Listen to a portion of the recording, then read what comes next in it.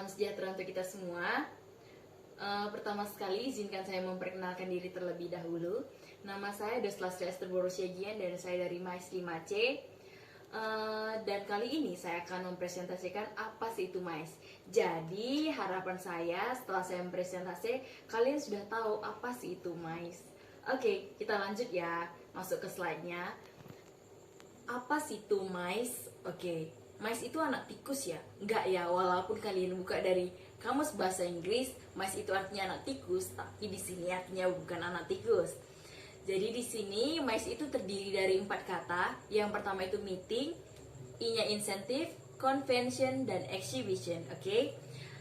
Kakak akan bahas satu persatu secara umum. Oke. Meeting itu artinya rapat ataupun pertemuan, ataupun bisa juga disebut persidangan. Nah, rapat ini biasanya dihadiri oleh minimal 10 orang dengan durasi waktu 6 jam dan dengan agenda tertentu. Contohnya apa? Contohnya itu adalah talk show, seminar, ataupun rapat dengan agenda-agenda tertentu. Yang kedua adalah insentif. Insentif itu adalah suatu bentuk kegiatan perjalanan wisata yang diberikan oleh perusahaan untuk memotivasi ataupun sebagai imbalan atau reward dari karyawan tersebut. Contohnya adalah ketika perusahaan memberikan ataupun mengajak ataupun memilih karyawannya untuk ikut serta dalam sebuah konferensi ataupun rapat yang diadakan di luar kota. Nah, biasanya karyawan tersebut dibayarkan ataupun diberikan uang saku oleh perusahaannya tersebut. Yang ketiga apakah? Yang ketiga itu adalah conference. Conference adalah suatu pertemuan yang diadakan atau dihadiri oleh para cendekiawan, usahawan, ataupun para profesional. Jadi di situ dibahas isu-isu ataupun pemecahan masalah. Nah, jadi biasanya konferensi itu membuahkan suatu ide ataupun hasil. Contohnya adalah KAA, Konferensi Asia Afrika, dan banyak konferensi lainnya. Selanjutnya yaitu terakhir, exhibition. Nah, exhibition adalah suatu pameran. Nah, pameran itu gunanya untuk mendemonstrasikan dan bisa juga sebagai bentuk komersial ataupun penjualan. Jadi biasanya produk-produk dari perusahaan tersebut didemonstrasikan atau dipajang. Jadi pengunjung bisa melihat ataupun mencium ataupun meraba apa sih produknya itu. Jadi di situ kita bisa langsung mengetahui ataupun membandingkan produk perusahaan itu dengan produk yang lainnya. Contohnya banyak kan, misalnya itu pameran sepeda motor, pameran buku, dan pameran lainnya. Oke, kita lanjut ke slide kedua. Slide selanjutnya itu kakak akan memberikan pengertian apa sih itu MAIS secara umumnya aja ya. Meeting, incentive, convention, and exhibition.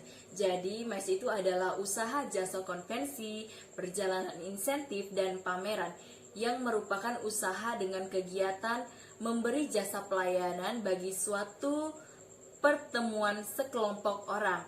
Bisa jadi itu adalah negarawan, usahawan, cendekiawan, dan lain sebagainya. Jadi gunanya itu untuk membahas masalah-masalah yang berkaitan dengan kepentingan bersama, seperti yang udah kakak jelaskan tadi, oke? Jadi MAIS itu bukan hanya pertemuan biasa, tapi memang ada isu-isu yang dikaji. Oke, slide selanjutnya yaitu apa aja sih kak prospek kerja MAIS itu? Oke. Biasanya lulusan sarjana terapan MAIS atau pengelolaan konferensi dan acara itu mampu bekerja di bidang yang pertama adalah event organizer. Jadi karena kita itu udah dibekali untuk bisa meng-create ataupun mengorganisir suatu event ataupun acara-acara yang berkaitan dengan MAIS. Oke, yang kedua itu adalah wedding organizer. Kenapa sih wedding? Karena kita itu udah terbiasa buat acara. Jadi kita bisa melakukan ataupun meng-create suatu wedding organizer. Yang ketiga yaitu industri pariwisata. Industri pariwisata kenapa sih? Karena kita kan memang ada bergerak di bidang pariwisata. Selanjutnya yaitu biro perjalanan wisata. Biro perjalanan wisata ini berkaitan dengan insentif dan conference biasanya. Wirausaha Tentu saja kita berkaitan dengan wirausaha karena kita bisa membuka lapangan usaha sendiri. Selanjutnya yaitu perhotelan. Kenapa sih bisa perhotelan? Karena biasanya di hotel itu, hotel adalah bisa kita buat sebagai venue, oke? Jadi kita bisa melakukan pertemuan, rapat, meeting, konferensi di suatu hotel ataupun di ballroomnya. Dan yang terakhir adalah di bidang pemerintahan. Contohnya di Dinas Kementerian Pariwisata dan lain-lain. Oke, slide selanjutnya yaitu lokasi 10 destinasi pariwisata prioritas di Indonesia. Yang pertama itu ada di Danau Toba, Sumatera Utara. Yang kedua yaitu Kepulauan Seribu yang ada di DKI Jakarta.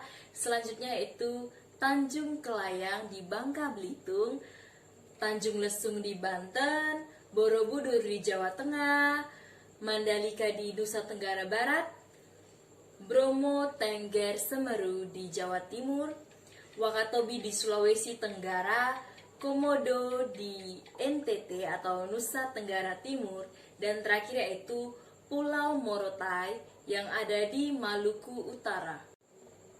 Oke, selanjutnya yaitu keunggulan mahasiswa-mahasiswi program studi MICE. Yang pertama itu mereka bisa memanage event skala besar dan internasional.